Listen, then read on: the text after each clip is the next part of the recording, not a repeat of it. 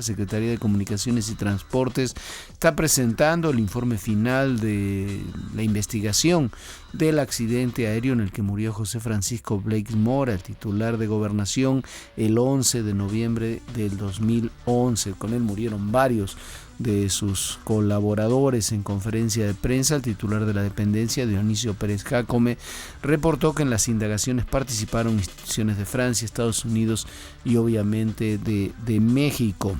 Un juez federal giró orden de aprehensión contra 14 policías federales adscritos a la estación Tlalpan de la Policía Federal relacionados con el caso Tres Marías, en el que dos agentes de la CIA y un oficial de la Marina Armada de México fueron agredidos a balazos. Recordará usted ahí en Tres Marías.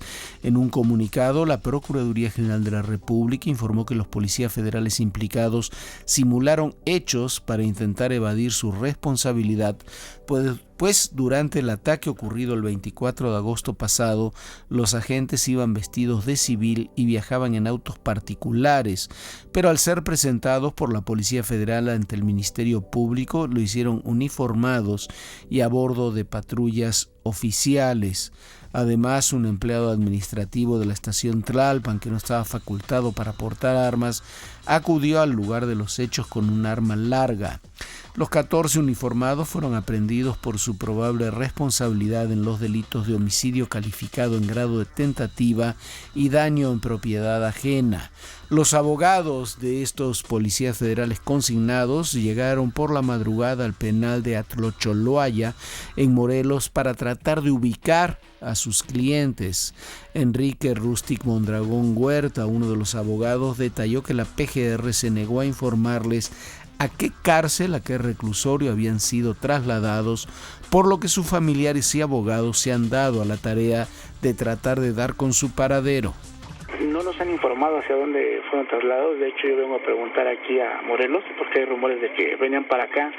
Entonces, estamos haciendo la búsqueda, porque no tenemos ninguna información oficial a dónde fueron trasladados. ¿Qué es lo que sí se sabe? Lo que sí se sabe es que alrededor de las 7 de la tarde a la Arraigo, ahí en el Distrito Federal, llegó un autobús ministerial y más o menos aproximadamente como a las 8 de la noche sacaron a los 14 federales, los subieron al autobús. Fui siguiendo el autobús hasta el aeropuerto. El autobús entró al hangar de PGR y ya de ahí ya no nos dejaron ni avanzar, ni nos dieron información alguna.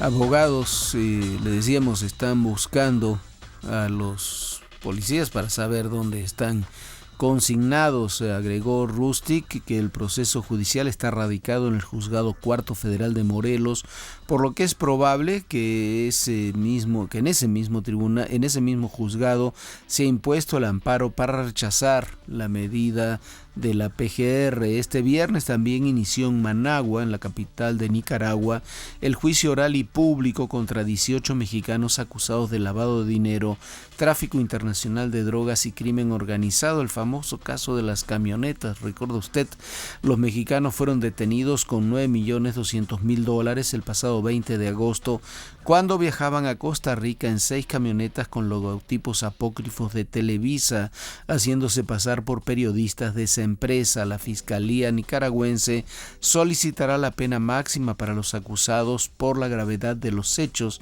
que habrían ocurrido en forma recurrente desde el 2008 hasta el momento de la detención. Al promulgar la reforma a la Ley General de Contabilidad Gubernamental, el presidente Calderón aseguró que la modificación permitirá atajar la corrupción, pues los ciudadanos podrán saber a detalle cuánto y cómo gastan los gobiernos. Con la reforma a la Ley General de Contabilidad Gubernamental, el Congreso y la Administración Pública honramos el compromiso de legar a los mexicanos instituciones de gobierno más abiertas al escrutinio ciudadano. Corresponde ahora a los gobernantes y a los servidores públicos de la Federación, de los gobiernos estatales y de los municipios obedecer sin cortapisa este nuevo ordenamiento y a todos los ciudadanos exigir de todos los gobiernos honradez, disciplina y transparencia en el ejercicio de los recursos que son de todos. Felicitó Calderón a los legisladores, pues mostraron la responsabilidad al discutir con amplitud el tema de transparentar el ejercicio del gasto público. La nueva ley obliga a las dependencias de gobierno a presentar el gasto en forma sencilla y accesible a la sociedad y a los órganos fiscalizadores y a publicar en Internet sus fuentes de ingresos, sus gastos de inversión y el total de su deuda pública. En tanto, este mediodía el presidente Calderón se volvió a reunir en Los Pinos con el presidente electo Enrique Peña Nieto. Es el encuentro más breve entre ambos en el marco del proceso de transición, pues las 5 reuniones anteriores en las que se habló de seguridad, economía y política exterior duraron más de 4 horas. En esta ocasión fue un encuentro de 2 horas entre el presidente entrante y el presidente saliente. Al presidente Calderón le quedan 22 días al frente del gobierno federal y la semana próxima realizará su última gira internacional. Estará en Cádiz, en España, donde participará en la Cumbre Iberoamericana a realizarse el 16, 17 y 18 de noviembre próximos. Ante algunas evidencias sobre el incremento de las deudas estatales en momentos previos a los periodos electorales, la bancada del PAN en la Cámara de Diputados solicitó investigar las finanzas de las 14 entidades donde habrá comicios locales en el 2013. Mariana Dunskaya García Rojas anunció que solicitará, diputada del PAN, a la Auditoría Superior de la Federación que se ponga atención en ese manejo, pero la verdad es que con la nueva ley de contabilidad gubernamental se podrá tener un control más adecuado. En este momento no hay posibilidad de tener ese control. El dirigente nacional del PAN, Gustavo Madero, aseguró que su partido asume la responsabilidad de aprobar las modificaciones a la Ley Federal del Trabajo y aseguró que no aceptarán ningún chantaje para avalar o impedir las reformas que el país necesita. Garantizó que Acción Nacional se convertirá en el fiel de la balanza en el Congreso de la Unión con el fin de generar mayorías y acusó al PRD de buscar pretextos para acusarlos de traicionar la alianza legislativa que habían formado. Lo que no tiene sentido es la alianza legislativa PAN-PRD. Eso es lo que no tiene sentido. Por lo menos así una alianza en términos generales, en cuestiones muy puntuales, por supuesto que puede haber esos u otros tipos de acuerdo, pero la verdad no tiene base, como se mostró en estos temas. Los coordinadores parlamentarios del PRD en el Congreso de la Unión analizan los recursos legales para impugnar las modificaciones aprobadas a la Ley Federal del Trabajo en la Cámara de Diputados. Ese es el punto. Mientras el PAN supuestamente quiere sacar una reforma, evidentemente el PRD no quiere que haya ninguna reforma. No hay base de acuerdo posible. Lo único que tuvieron como acuerdo posible fue un aspecto de coyuntura en la Cámara de Senadores y no alcanza para más. Silvano Aureoles, coordinador de los diputados perredistas, dijo que existe la posibilidad de interponer ante la Suprema Corte de Justicia de la Nación una acción de inconstitucionalidad contra la reforma. Habrá que recordarle que para bien o para mal, yo me parece que es en muchos sentidos para mal, la Suprema Corte de Justicia de la Nación lo digo porque lo hemos hecho con un grupo, lo hicimos contra la reforma electoral del año 2009, un grupo de periodistas, intelectuales, que nos amparamos contra esa reforma por las violaciones que tiene esa reforma a la libertad de expresión en muchos sentidos, en otros puntos más, pero particularmente por eso. Y la posición de la Corte fue que cuando había estas reformas constitucionales o reformas legales realizadas por el Congreso, la Corte no ejercía acciones de inconstitucionalidad contra las mismas. Habrá que ver si el criterio cambia, pero lo veo realmente complejo y difícil de que vaya a cambiar. Esto dijo Silvano Aureoles. Casi está terminada el documento, toda la exposición de motivos y el soporte jurídico para terminar la controversia. Digo, la acción de inconstitucionalidad. Nos va a faltar convencer al PRI o al PAN de que nos firmen. Nos hacen falta 31 firmas para poder completar el número que exige la Constitución para iniciar un procedimiento de esta naturaleza.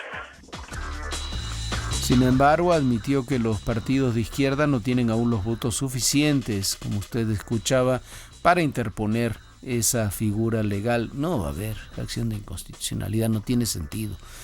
Pero bueno, el presidente de la mesa directiva de la Cámara de Senadores, Ernesto Cordero, informó que ya se recibió la minuta con el proyecto de decreto correspondiente a la reforma laboral. Anunció que junto a este documento se recibió también un acuerdo de la Cámara de Diputados en donde se exhorta a los senadores a respaldar lo que ya ha sido consensado por ambas cámaras para que a la vez se proceda a enviarla al Ejecutivo para su promulgación, publicación y puesta en vigor.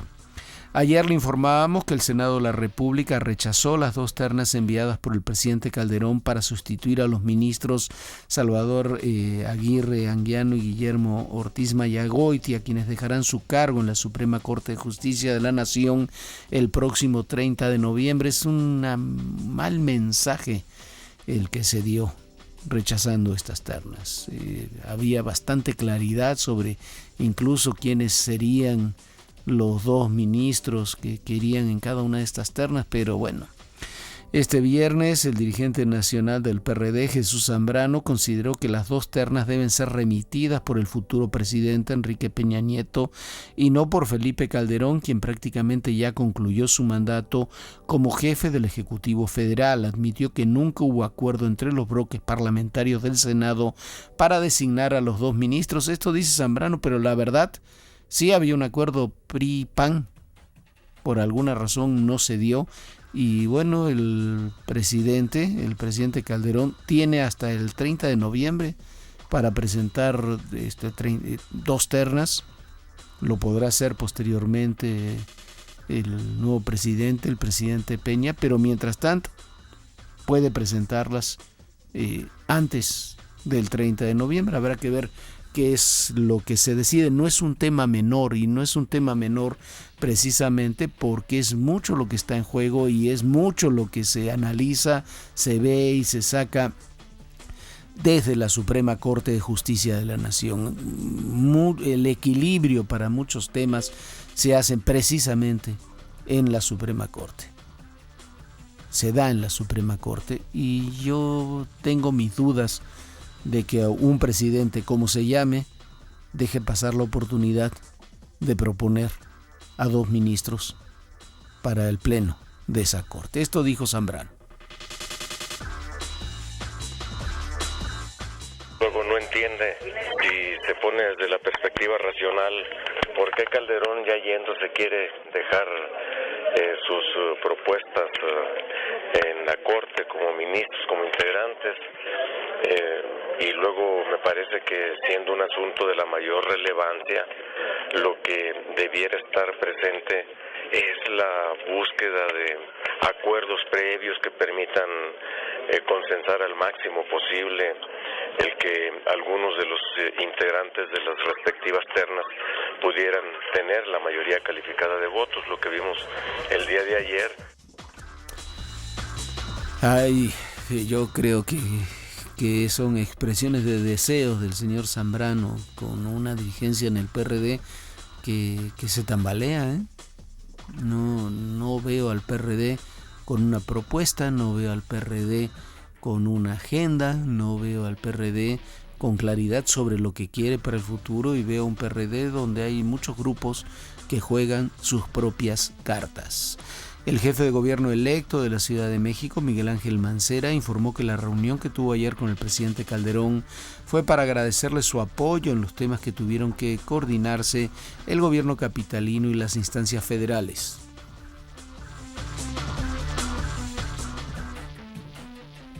Con el presidente Calderón también tenemos una cita, una reunión privada, que finalmente decidimos que era conveniente a través de medios de hecho, que fue un boletín.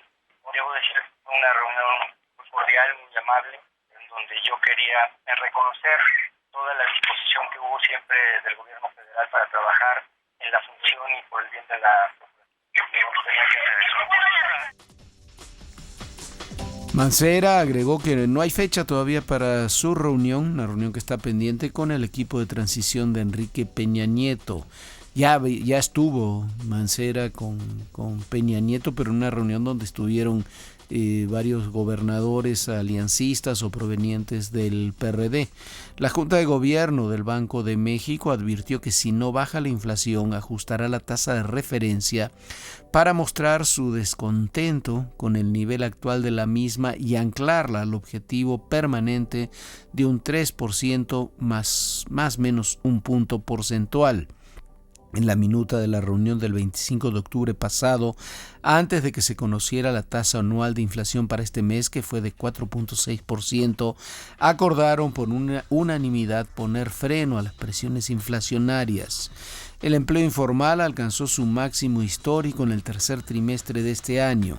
En ese periodo se integraron 783,000 personas más al trabajo informal, con lo que el número total de individuos que se ocupan en ese sector de la economía aumentó a 14.200.000 personas, informó el INEGI.